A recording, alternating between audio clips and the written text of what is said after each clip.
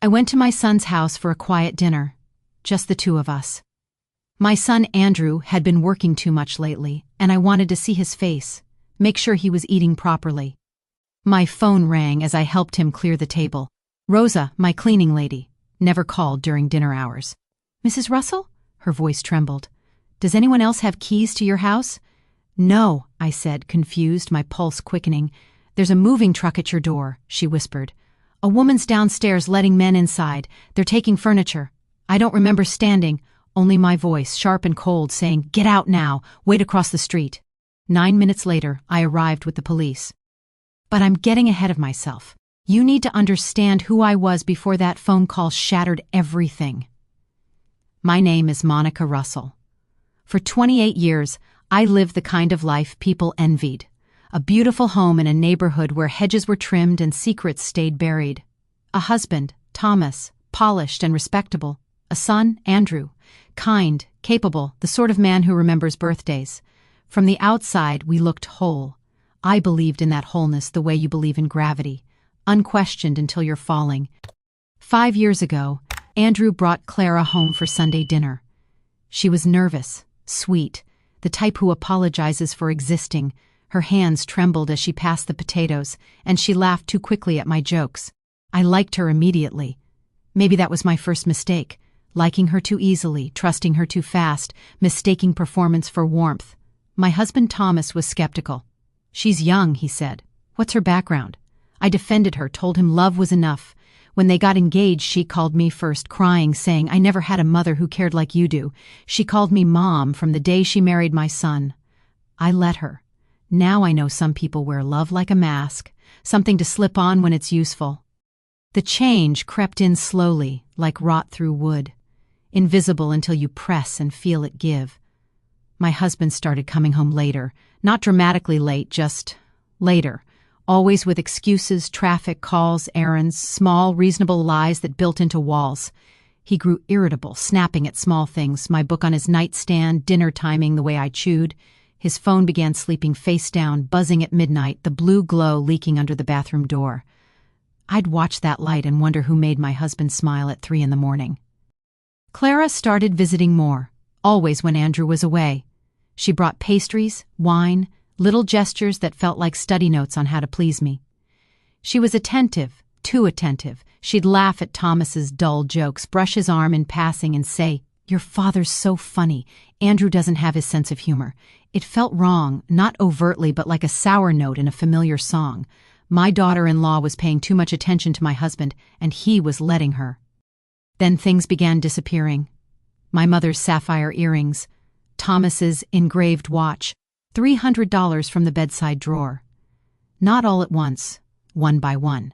When I asked Thomas, he didn't look up from his phone. "You probably misplaced them," he said. "You've been forgetting things lately." That's how gaslighting begins. Someone questions your memory until you start believing them instead of yourself. After the cash vanished, we filed a police report. Officers examined the back door where glass had been broken and the lock undone from the inside. "Quick job," one said. "Crime of opportunity." But when they left, I touched that clean break, the too perfect shatter, and knew it was staged, like someone wanted me to believe in a burglary, someone who needed an excuse for missing jewelry. That was when my certainty cracked. Someone I knew had done this. Sleep stopped coming. I'd lie awake beside Thomas, watching him breathe, wondering when the man I'd married had turned into a stranger. He slept with his phone in hand, guarding it like a secret. Some nights, he came home smelling faintly of perfume that wasn't mine. I used to think intuition was paranoia in disguise. Now I know it's your soul screaming what your mind refuses to see. My body knew before my brain did. My hands shook when I poured his coffee. My stomach twisted when he kissed my cheek. I was living with a stranger wearing my husband's face. So I hired someone. Howard Lane, a private investigator, quiet, methodical, the kind of man who fades into a crowd. A friend from my book club had used him once, when her husband did something similar. Howard didn't promise comfort, he just said, "I'll find the truth. Whether you want it is up to you."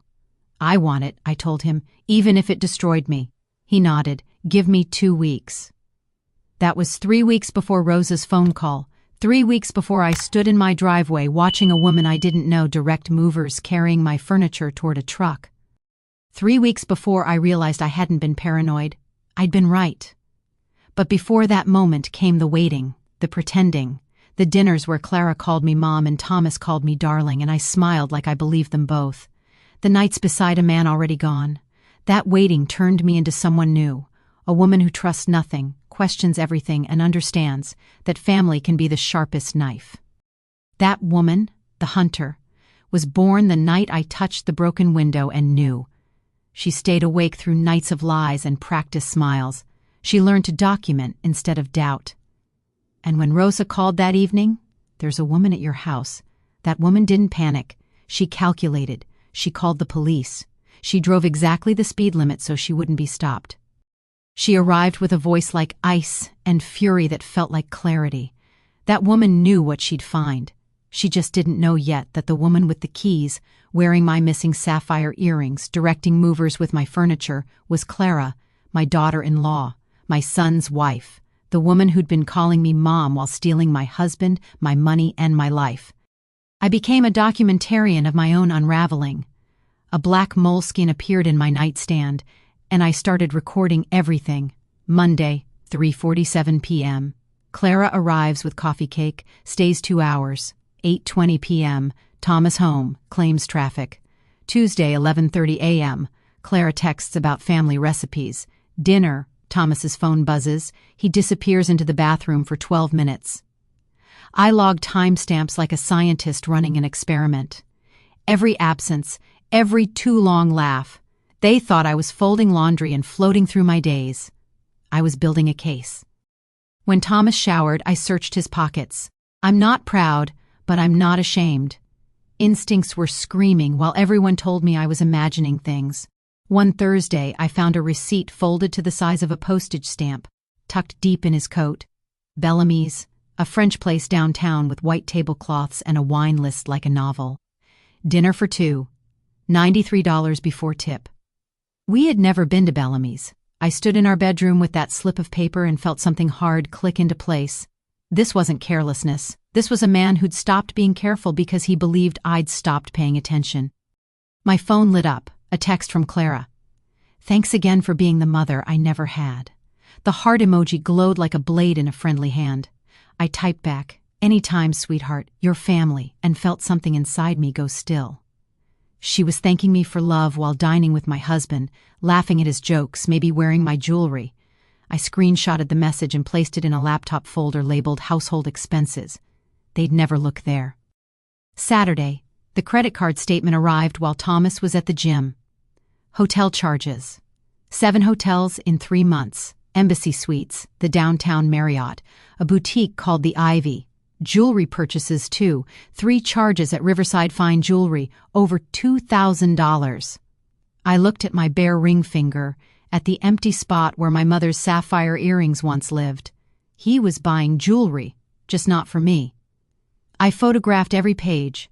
I later wished my hands had shaken from rage. That morning they shook from confirmation. Our joint account, 26 years of mortgages, utilities, and ordinary life, told its own story. $12,000, siphoned in careful droplets, 500 here, 800 there, always to an unfamiliar account. 50 withdrawals, each plausible alone, together a map of theft.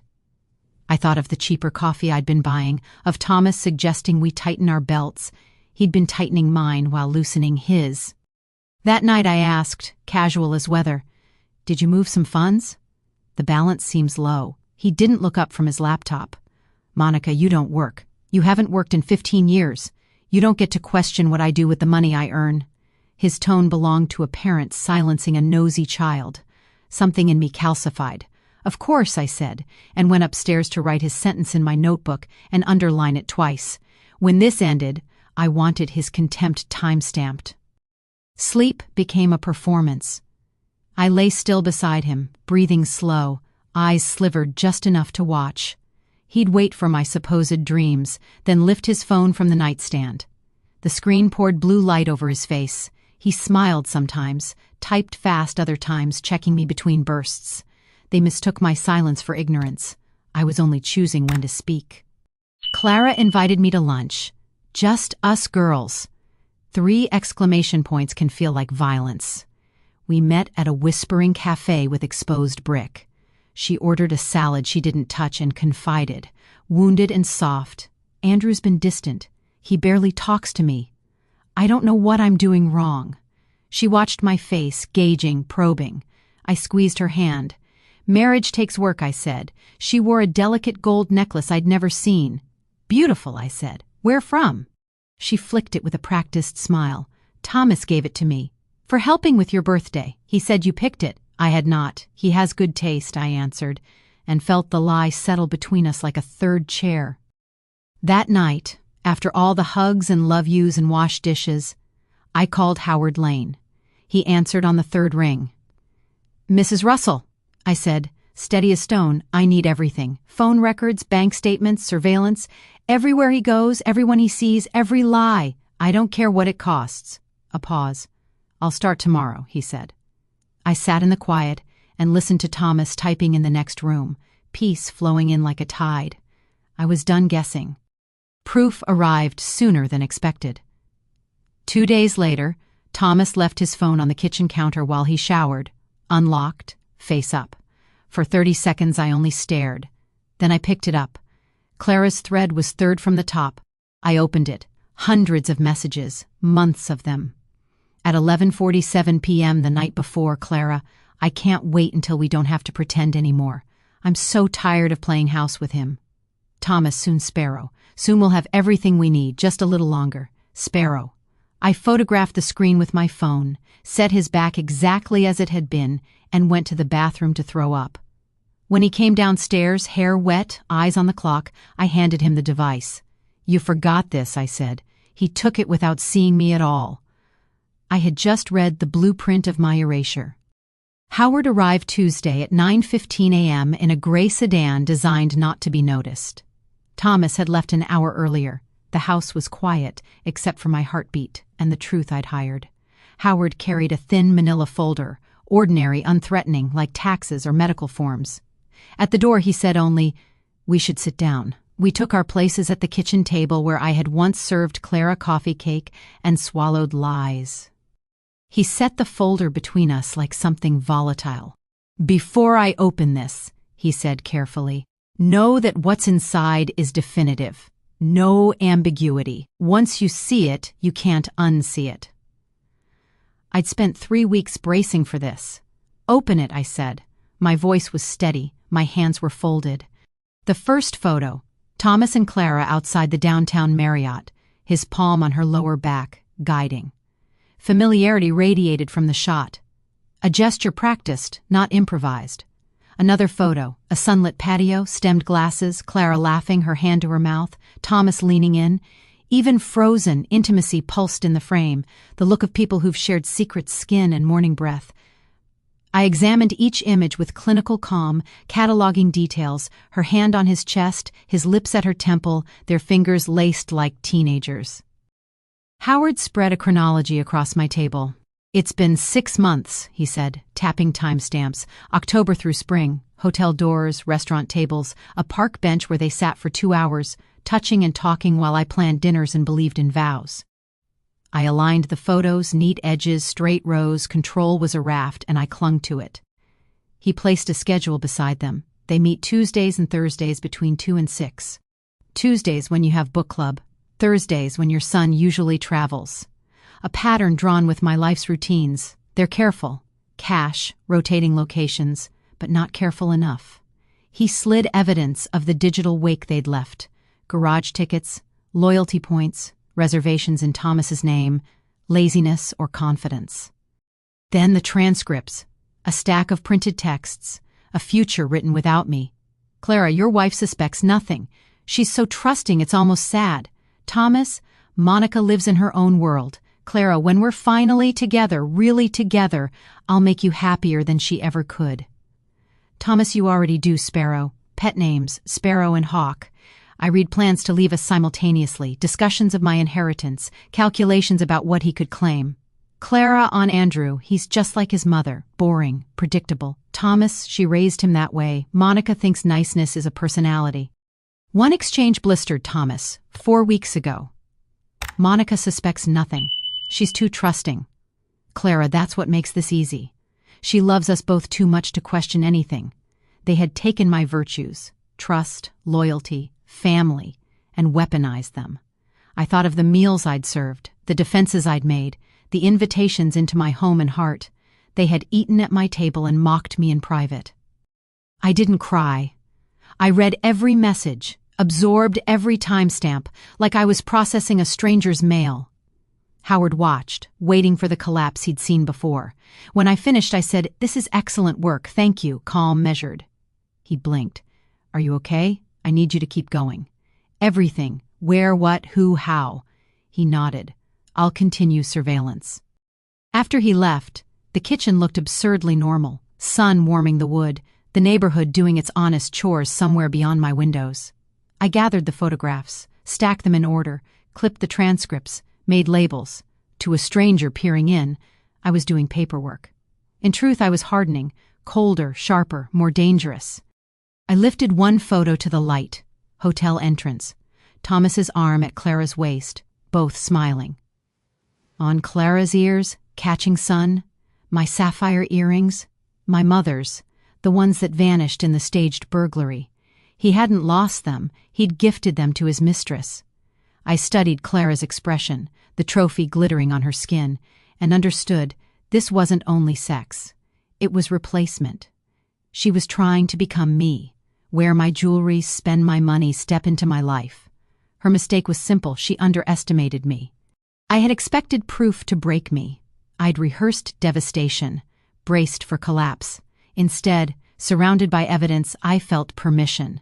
To stop pretending I didn't know, to stop performing the obedient wife, to stop loving people who used my love as cover. Proof didn't destroy me, it freed me. It gave me the one thing I lacked, certainty. No more guessing, no more gaslit midnights, no more bargaining with intuition. I knew, and knowing, finally, cleanly knowing, was power. I read through the text message transcripts, the way a detective studies a crime scene, methodically, without emotion, looking for patterns and proof. Howard had organized them chronologically, hundreds of pages spanning 6 months. I sat at my kitchen table with a yellow highlighter and a notebook, documenting every lie, every plan, every moment they thought they were clever. They didn't know their confession was being archived, time-stamped, prepared for the moment I'd need it. I highlighted phrases that would matter in court. I made notes in the margins. I built my case one message at a time. 3 weeks into their affair, Clara wrote, "Your wife is sweet, but boring. You deserve someone who matches your energy." I read that line 5 times. Sweet, but boring. 28 years of marriage reduced to a dismissive phrase from a woman who'd known me for 5 years. Thomas's response came 3 minutes later. "She's comfortable. Predictable. I forgot what it feels like to be surprised by someone." I sat back and stared at that word. Predictable. Like loyalty was boring and betrayal was excitement. Like devotion was something to escape rather than cherish. The messages got worse. Thomas to Clara. 4 months ago. Andrew doesn't appreciate what he has. When this is over, we'll do things right. When this is over. They'd been planning the end of both marriages with the casual certainty of people planning a vacation. They'd discussed leaving us simultaneously. Cleaner that way, Clara had written. Less guilt to manage individually. Thomas responded, "We tell them the same day. Quick, surgical. They'll be too shocked to fight back." Reading those words felt like watching someone plan a murder, except the victims were our marriages, our family, the trust we'd built over years. I discovered their pet names buried in messages from 3 months ago. He called her Sparrow. She called him Hawk. "Good night, Hawk," she'd text at 11 p.m. while lying next to my son. "Dream of flying, Sparrow?" he'd respond while lying next to me. I imagined them sending these messages from our beds, their spouses sleeping inches away, and I felt something crack inside my chest. They'd created a private language, a secret world that existed in the spaces between their lies. 2 predators who thought they were romantic when they were just common thieves. Then I found the messages about money, pages of them. Clara and Thomas calculating what he could claim in a divorce, discussing my mother's inheritance like it was already theirs. My mother had died 8 months ago, leaving me $140,000. Thomas and Clara had been watching that account like wolves watching sheep. Once she gets the inheritance, we move, Thomas had written. We'll have enough to start fresh. Clara's response, how much do you think you can get in the split? His answer, at least half. She hasn't worked in 15 years. Courts favor the breadwinner. They were timing their betrayal to my mother's death, waiting to take her legacy for themselves. Clara's messages about Andrew felt like reading someone describe my son as an obstacle. He's just like his mother, she'd written. Too nice, too trusting, too boring. I thought I wanted stability, but it just feels like settling. Thomas responded, you deserve more than settling, we both do. I thought about Andrew working 60 hours a week for a woman who found his decency boring. The cruelty was almost artistic. They'd attended our holidays, eaten our food, accepted our gifts, and laughed privately about the show they were staging. Every moment I'd believed was genuine had been theater. One text message haunted me more than all the others. Clara had written it 3 weeks ago. I love how she still calls me daughter. It makes this so much sweeter. Those words felt like physical violence. She'd weaponized my love, turned my affection into part of her game. Every time I'd called her daughter, every time I'd welcomed her, defended her, she'd been savoring it. My trust wasn't something she felt guilty about betraying. It was something that enhanced her pleasure. Thomas responded with a laughing emoji, and you're terrible. I love you. I printed every message. Hundreds of pages that came out in neat stacks. I used a 3-hole punch and put them in binders, creating a chronological archive of their affair. I separated them by category: financial planning, exit strategy, mockery of spouses, future plans.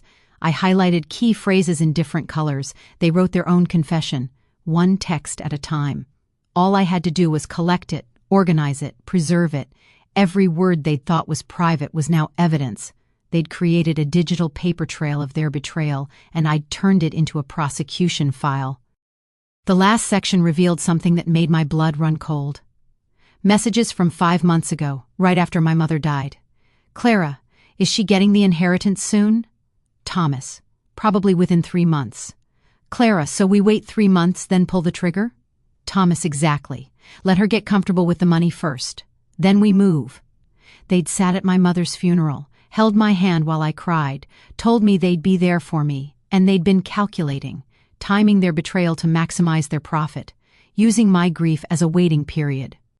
I closed the last binder and stacked it with the others. 5 binders total, each cataloging a different aspect of their deception. The sun was setting outside, casting long shadows across the evidence. Somewhere in this city, Thomas was probably texting Clara right now, believing their messages were private. But every word still existed. Every plan was documented, every lie preserved. And I had all of it. They'd written their own ending, one text at a time. They just didn't know it yet. Howard called on a Thursday morning, his voice carrying that careful tone that meant he'd found something significant. Mrs. Russell, I've discovered a property lease. He emailed the document while we were on the phone.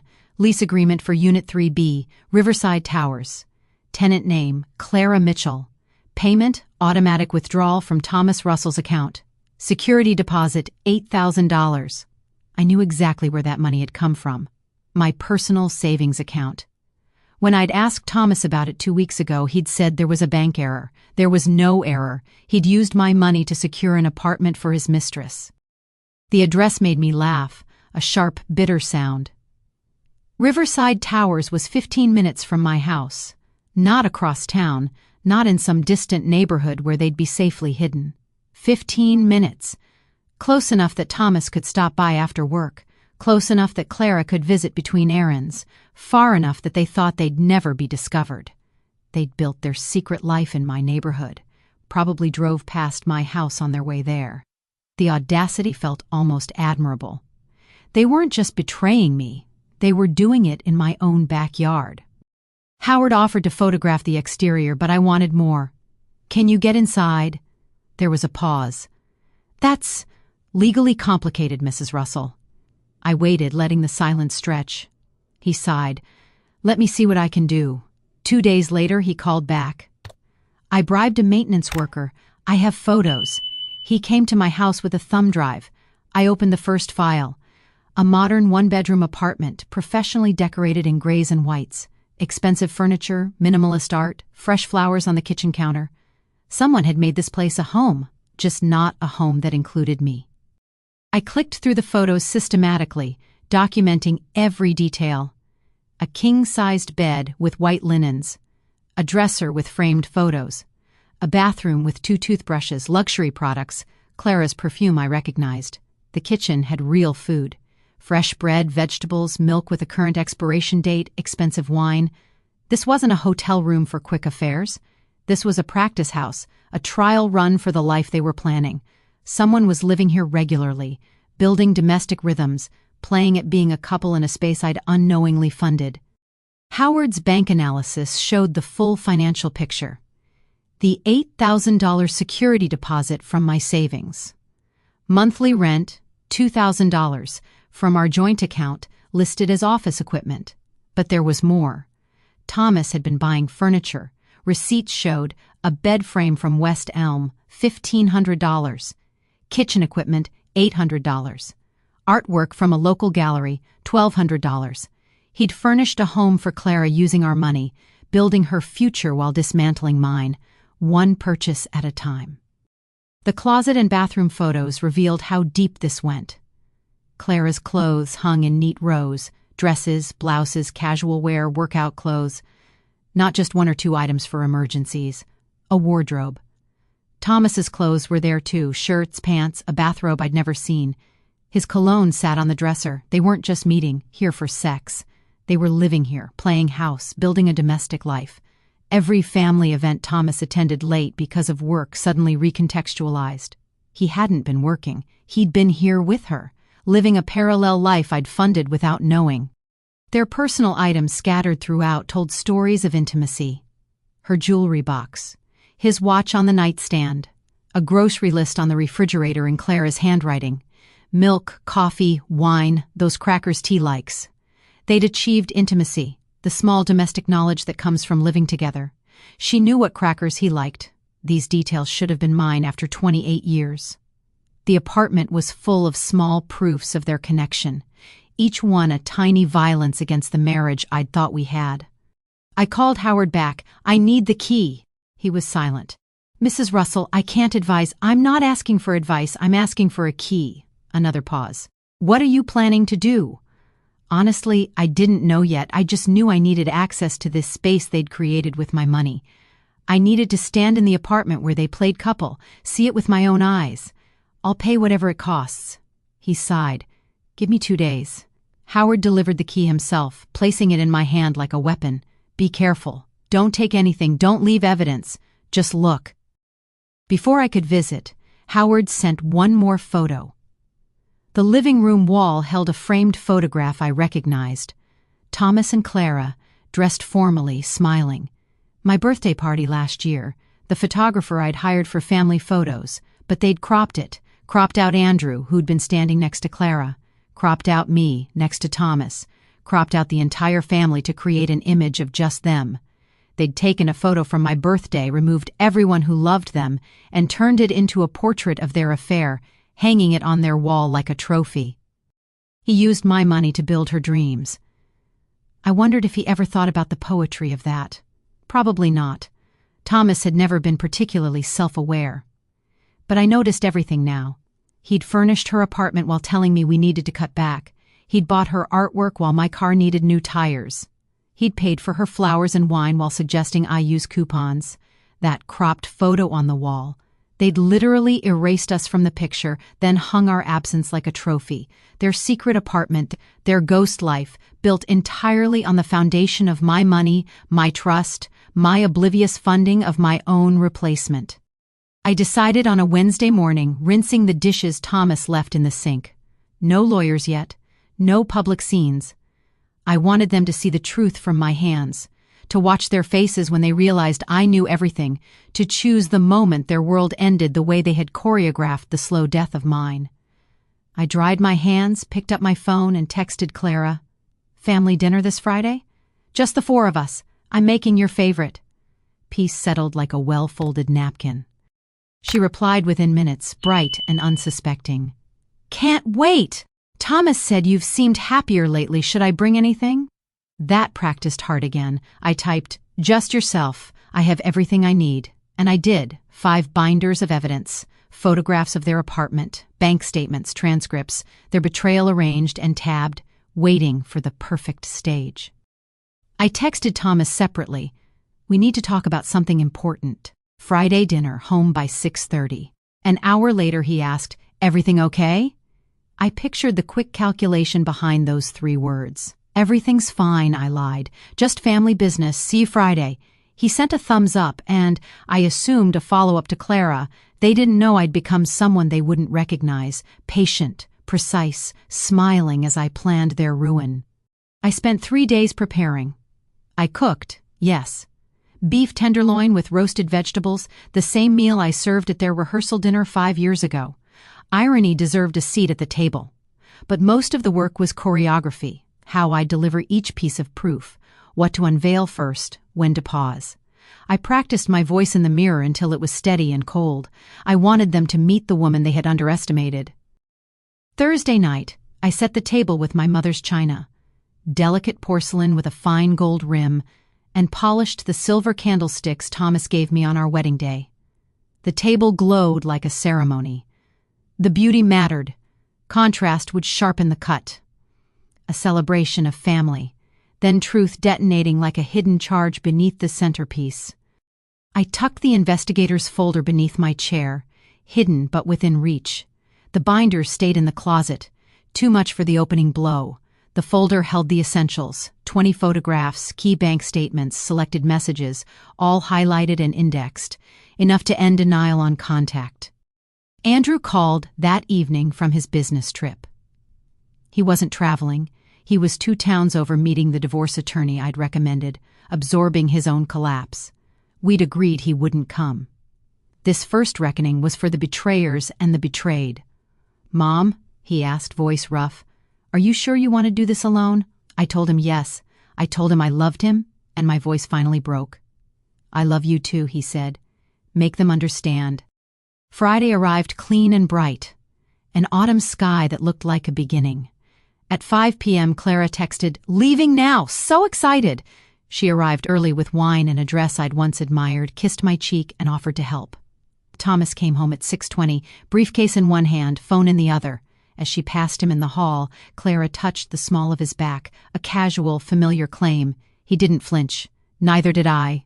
We sat at 6:45. Candles threw a warm wash over china and silver. Clara praised the flowers and the smell of roasting meat. Thomas poured wine, easy and practiced. They thought it was another family evening to navigate with small smiles and private signals. I watched their glances, the tilt of a mouth, that secret fluency. I felt nothing but resolve. Fear is for people with something left to lose. I'd lost my marriage, my daughter-in-law, and a piece of my faith and family. Only my dignity remained, and tonight I was taking it back. I served, poured, and smiled.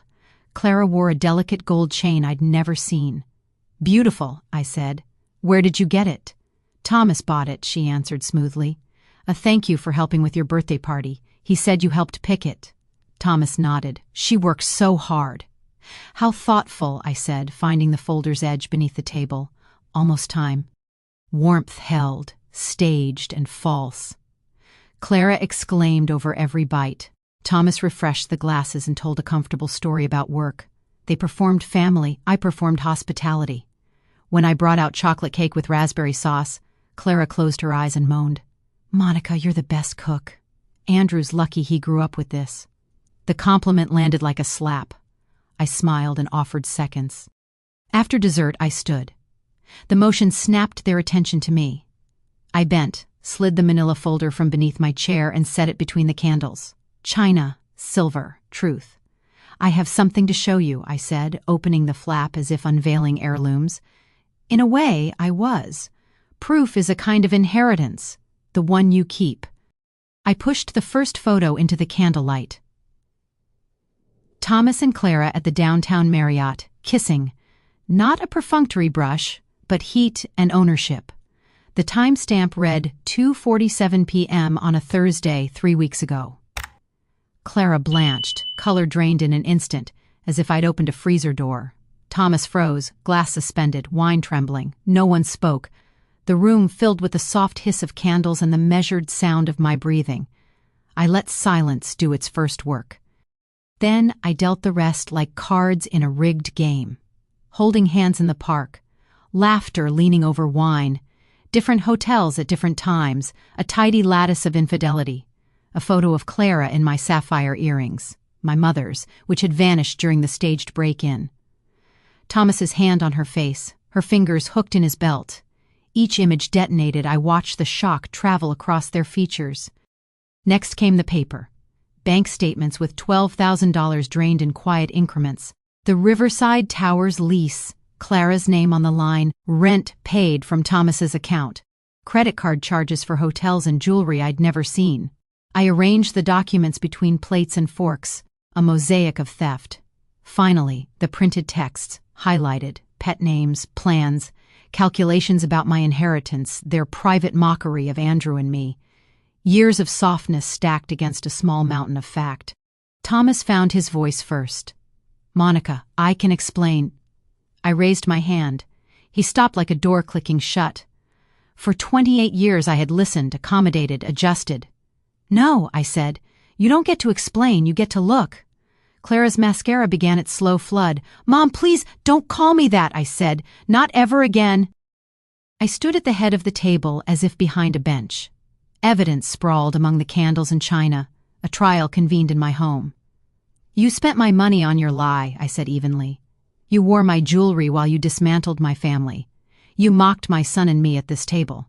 You timed your theft to my mother's death and used my trust as cover." I let the words land.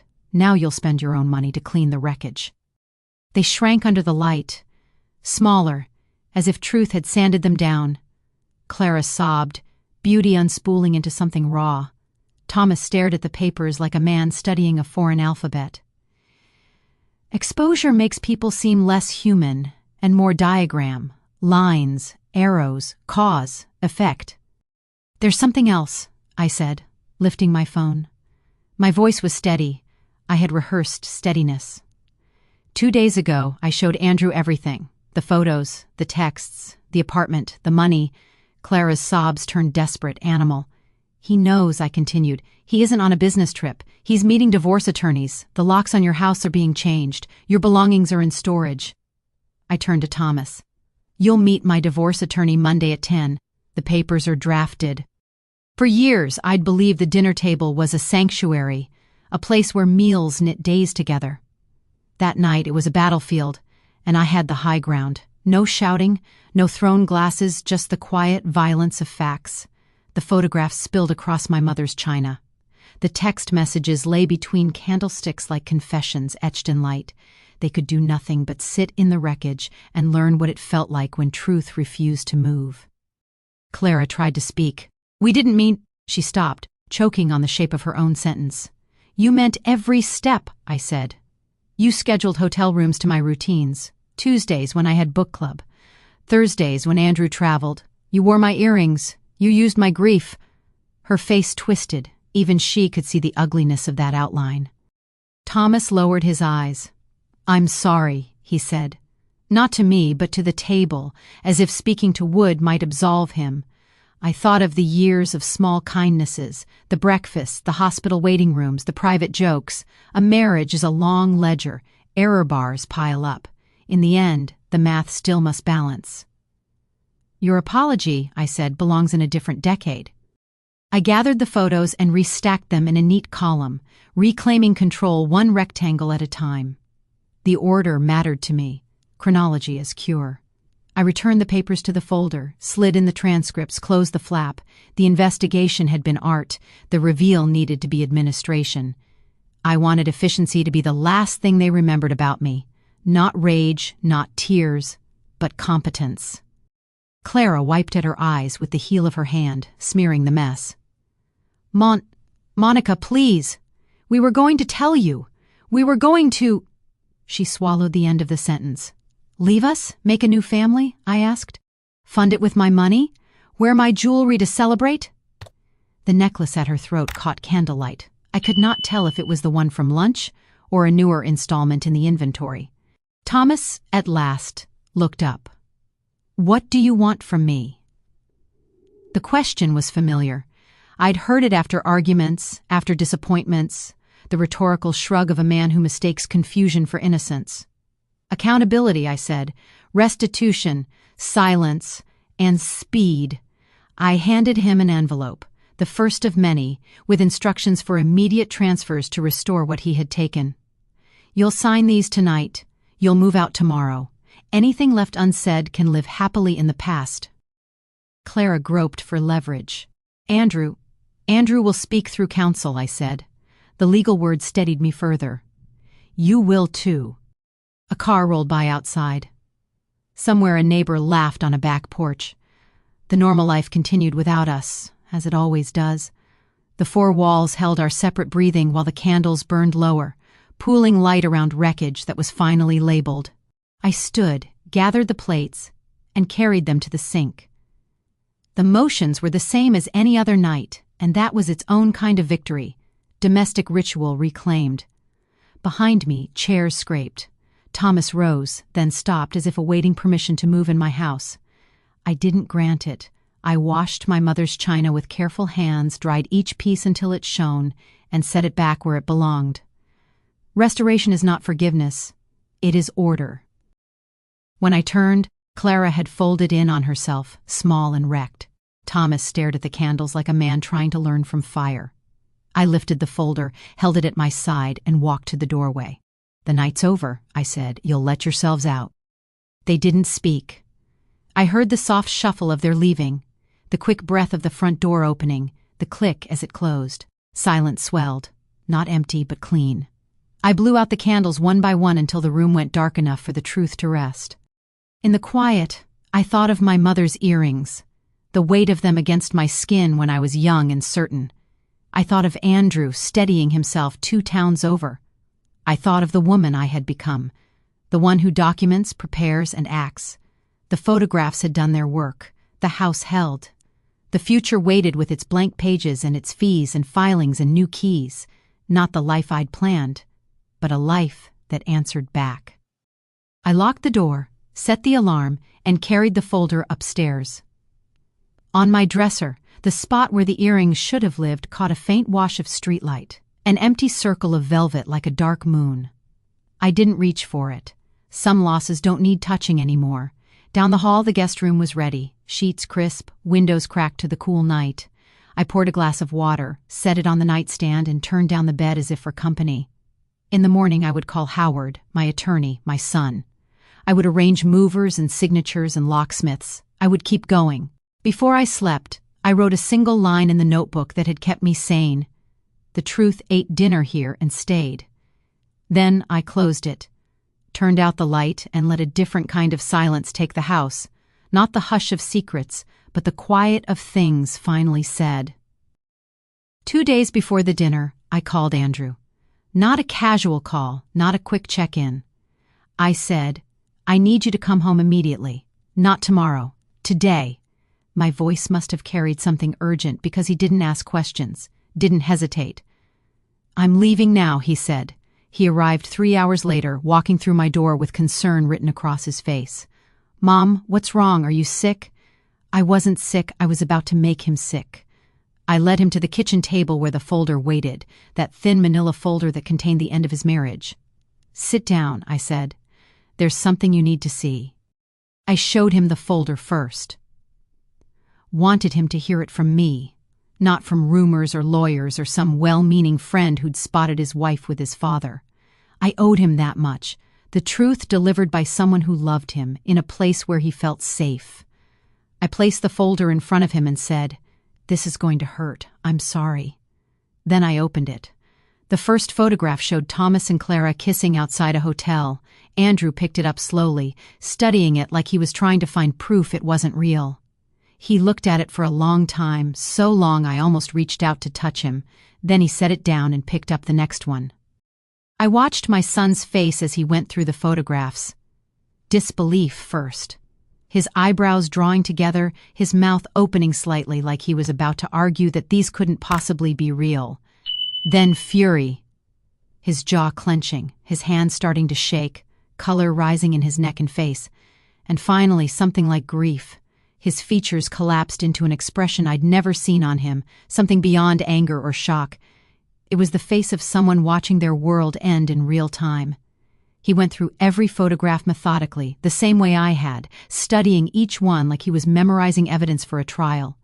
He didn't speak. He just looked. He didn't defend Clara.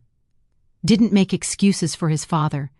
Didn't suggest there might be an innocent explanation or that I'd misunderstood something. He just stared at the photographs of his wife and father together and finally asked one question. "How long has this been happening?" His voice was flat, emotionless, like he'd gone somewhere deep inside himself where feeling couldn't reach him. I told him 6 months, maybe longer, but Howard has proof going back 6 months. Andrew nodded slowly, processing this information, calculating backward through 6 months of his life, probably remembering every business trip, every time Clara said she was visiting me, every moment his father had seemed distant. I told him everything. The apartment they'd rented with my money, the $12,000 Thomas had transferred from our accounts, the jewelry he'd given Clara, my mother's earrings, necklaces I'd never seen, pieces purchased while I was told we needed to cut back, the text messages where they mocked us, called us boring and too trusting, planned their future together while sitting at our dinner tables, the way they'd timed their betrayal to my mother's death, waiting for the inheritance. Andrew listened without interrupting, his hands flat on the table, his eyes fixed on the photographs scattered between us. Every new detail made him flinch slightly, like he was being hit repeatedly with small, invisible fists. Andrew sat in silence for 20 minutes after I finished talking. 20 minutes of him staring at photos of his wife and father, breathing slowly, processing the systematic destruction of everything he'd believed about his family. I didn't rush him. I'd had weeks to absorb this truth. He had minutes. Finally, he picked up one photograph, Clara and Thomas at a restaurant, laughing, her hand covering his, and said quietly, "I thought she loved me." His voice cracked on that last word. "I thought he respected you. I thought—" He stopped, unable to finish. What had he thought? That family meant something? That marriage vows weren't just words? That the people closest to you wouldn't betray you for 6 months while smiling to your face? I held my son while he cried. He bent forward over the table, his shoulders shaking, making sounds I hadn't heard since he was a child waking from nightmares. I wrapped my arms around him and felt my own rage harden into something beyond anger, something cold and purposeful. They'd done this. Thomas and Clara had reduced my competent, successful, kind son to this broken thing crying at my kitchen table. They'd taken his trust and his love and used it as camouflage for their affair. Every business trip he'd taken for work, they'd used as an opportunity. Every time he'd worked late to provide for Clara, she'd been texting his father. And I held him and felt something calcify inside me that would never soften again. Andrew finally pulled himself together, wiping his face with his hands. "I want to confront them, now, both of them." His voice was raw but determined. I understood the impulse. I'd felt it too, that need for immediate confrontation, for making them see what they'd done, but I'd spent weeks planning something better. "Let me do this my way," I said. "They deserve to sit in their lie just a little longer. They deserve to think they're safe, that we don't know, that they're getting away with it. And then I want to watch their faces when they realize we've known all along." Andrew looked at me, and I saw something new in his expression. Recognition that his mother had become someone capable of strategic cruelty. We planned it together that afternoon. Andrew would pretend to be on a business trip. He'd meet with divorce attorneys, start the process of separating his life from Clara's. He'd change the locks on their house, move her belongings to storage, do all the legal groundwork while she thought she was safe. And he wouldn't be at the dinner Friday night. That needed to be just the three of us, the betrayers and the betrayed. "I want to be there," he'd protested. "I want to see her face." But I convinced him that his absence would be more powerful, that learning he already knew would devastate them more than his presence.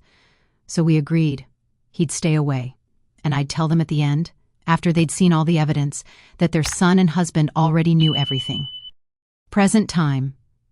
Sitting at my dinner table with photographs scattered across my mother's china, I watched Clara and Thomas absorb the revelation that Andrew had known for 2 days.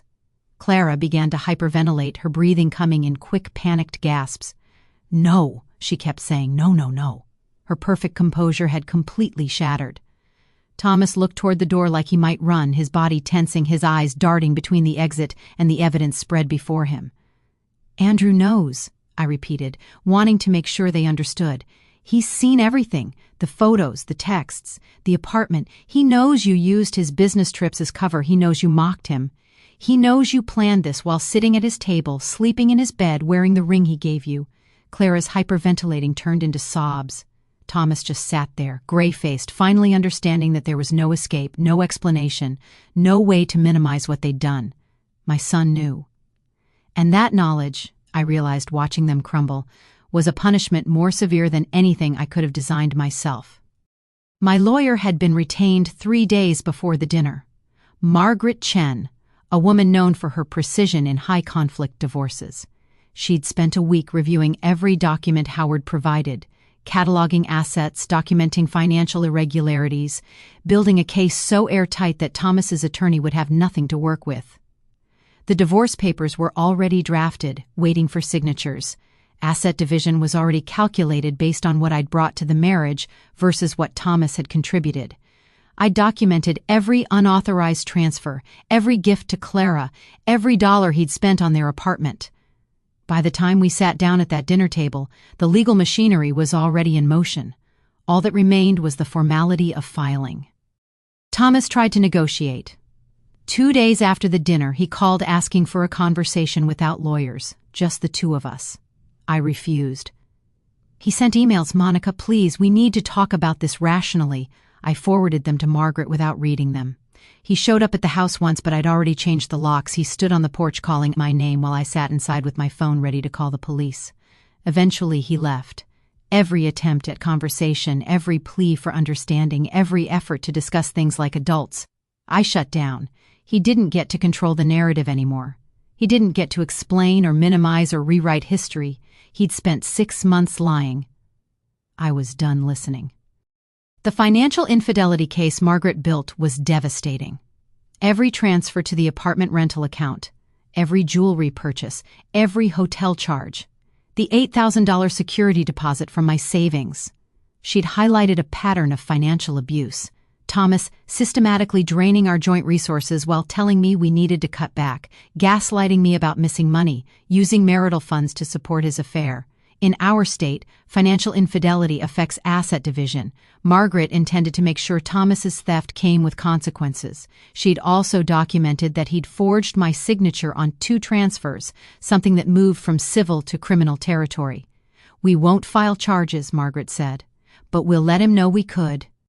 My mother's inheritance was untouchable. She'd left it to me specifically, in a separate account that had never been commingled with marital assets. Thomas had been eyeing that $140,000, planning to claim half in the divorce. Margaret made sure he understood he'd get none of it. Not a dollar. That money was mine alone, protected by inheritance law and by the fact that it had never touched our joint accounts. When Thomas's lawyer tried to argue he deserved a portion, Margaret sent him the text messages where Thomas and Clara calculated how to maximize his take from Monica's mother's death money. That shut down the conversation permanently. The house would stay with me. I'd purchased it before we married, using money my grandmother left me. Thomas's name wasn't on the deed. He'd lived there for 28 years but had never had legal ownership. He'd assumed, I think, that marriage meant the house became ours. It didn't. Margaret made it clear that Thomas had 30 days to remove his belongings, after which anything remaining would be considered abandoned. Thomas found an apartment, not the one he'd shared with Clara, but a smaller, cheaper place across town. He moved out on a rainy Tuesday in March, loading boxes into a rental truck while I watched from an upstairs window. Watching him leave should have hurt. Instead, I felt relief. Clara and Andrew's divorce progressed simultaneously, a parallel destruction that the entire neighborhood watched with undisguised fascination. Andrew filed first citing adultery and emotional abuse. Clara tried to fight it initially, hiring a lawyer who argued she deserved spousal support and half of Andrew's assets. But Andrew had Howard's photos, the text messages, the apartment lease. His lawyer presented evidence of Clara's affair with her father-in-law, and Clara's attorney advised her to settle quickly before things got uglier. The neighborhood watched both marriages collapse in real time, whispers spreading through book clubs and grocery store aisles. Everyone knew. Everyone had opinions. I stopped caring what people thought. Thomas moved into the apartment he'd rented with Clara. Maybe he thought they'd finally be together, free to live their dream without hiding. But Clara refused to join him. Once exposed, once the affair stopped being a secret, their relationship lost whatever appeal it had. Clara didn't want to be known as the woman who slept with her father-in-law. She didn't want to live in the apartment that represented her betrayal. She avoided Thomas's calls, blocked his number eventually. He'd destroyed his marriage for her, and she'd decided he wasn't worth it. The poetry of that wasn't lost on me. Clara's family disowned her when they learned the details. Her mother called me to apologize, crying, saying she'd raised her better. Clara's sister posted on social media about betrayal and family values, not naming Clara but making it obvious. Andrew's friends wouldn't speak to her. Our mutual friends chose sides, and no one chose Clara. She became a pariah in our community, the woman who'd destroyed 2 families, the daughter-in-law who'd seduced her husband's father. She moved away 6 months after the divorce, leaving no forwarding address. I heard she went to Seattle, started over where no one knew her story. I hoped her past followed her anyway. I refused every attempt Thomas made at apology. He sent emails I forwarded to Margaret unread. He sent flowers I donated to a nursing home. He tried to approach me at the grocery store once, and I turned and walked away without acknowledging him. Margaret advised me to document every contact attempt, building a case for harassment if needed. But after a few months, he stopped trying. Maybe he finally understood that some things can't be apologized for, some betrayals can't be forgiven. People think forgiveness is noble. Sometimes refusing to forgive is the more honest choice. 6 months after the dinner, both divorces were finalized on the same day. I'd asked Margaret to coordinate the timing, wanting the symmetry, the poetry of both marriages ending simultaneously. She'd agreed, finding it fitting. On that Tuesday in September, I signed papers that ended 28 years of marriage. Across town, Andrew signed papers ending 5 years of his. 2 families destroyed, 2 marriages dissolved, 2 lives fundamentally altered. All because 2 people decided their desires mattered more than their vows. The divorces happened quietly, in lawyers' offices with no drama or ceremony, just signatures on paper, making official what had been true for months. We were done. People think revenge is about making someone suffer. It's not. It's about making them understand what they did, with no escape from that knowledge. Thomas didn't get my money, my house, or my forgiveness. He got an apartment he couldn't really afford, a community that judged him, and the knowledge that he'd destroyed his family for an affair that hadn't even survived exposure. That understanding, that inescapable knowledge of what he'd done and what it cost him, that was the revenge. Not suffering, understanding. And he'd live with that understanding for the rest of his life, knowing he'd traded everything real for something that evaporated the moment it was exposed. 1 year later, I sit in my kitchen on a Tuesday morning drinking coffee and realize I've gone 3 entire days without thinking about them. 3 days without replaying the dinner, without remembering Thomas's face when he saw the photographs, without imagining Clara's panic as she understood everything had been discovered. That's progress. Not forgiveness, I'll never forgive them, but something quieter, something that feels like the beginning of peace. The house is mine now, legally and emotionally. Every room reclaimed, every space scrubbed clean of their presence. I've learned that healing isn't about forgetting what happened. It's about refusing to let what happened define every moment that comes after. Andrew has rebuilt his life with a resilience that makes me proud and breaks my heart simultaneously. He's dating someone new, Emma, a teacher he met through friends. She's kind and funny and doesn't remind him of Clara in any way, which seems to be exactly what he needs. I've met her twice. Cautiously approving, watching for red flags that probably aren't there but that I can't help looking for anyway. Andrew is different now, more guarded, less quick to trust, carrying scars that weren't there before. But he's healing. He bought a new house, changed jobs, started therapy. He calls me every Sunday. Sometimes we talk about what happened, but mostly we don't. Some wounds heal better when you stop touching them. Clara moved to Seattle 4 months after the divorce is finalized. I know because someone told me, not because I checked. Her social media accounts were scrubbed clean. No photos of Andrew, no mention of our family, no evidence of the 5 years she spent here.